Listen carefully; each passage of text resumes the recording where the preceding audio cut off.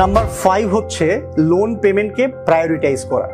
দেখেন, একটা যখন লোন আপনি পান বা একটা ক্রেডিট কার্ড আপনি পান, তখন কি হয়, আপনার যে এক্সিস্টিং ইনকাম, অর্থাৎ আপনি চাকরি করে বা ব্যবসা করে যে ইনকামটা করছেন, এটার বাইরে আপনাকে আর একটা ক্যাশ ফ্লো কিন্তু এই কার্ড বা লোন আপনাকে দিচ্ছে।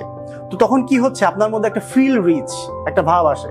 তখন আপনার কিন্তু আপনার যেটা নিড, আপনার যেটা নিজের জন্য বা আপনার পরিবারের জন্য যেটা প্রয়োজন, এর বাইরে আপনি কিন্তু ওয়ান্ট যেগুলো আকাঙ্ক্ষা, সেই দিকে কিন্তু আপনি চলে যাবেন। আপনার ওয়াইফ হয়তো বলবে যে ঠিক আছে, আমার একটা সোনার গয়না সেট আছে, এবার আমাকে একটা ডায়মন্ডের গয়না সেট তুমি আমাকে করে দাও।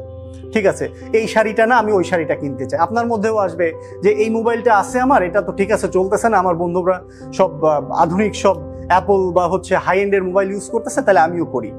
তো এই যে ফিল রিচ এবং নিড ভার্সাস ওয়ান্টের গ্যাপটা, এইটা আসলে আপনাকে বুঝতে হবে এবং লোন পেমেন্টকে আপনাকে প্রায়োরিটাইজ করতে হবে। অর্থাৎ আপনার যে লোনগুলো বেশি প্যারাদায়ক, অর্থাৎ যে লোনের ইন্টারেস্টটা বেশি, সেইগুলো কিন্তু আপনাকে শিডিউলে আগে রাখতে হবে।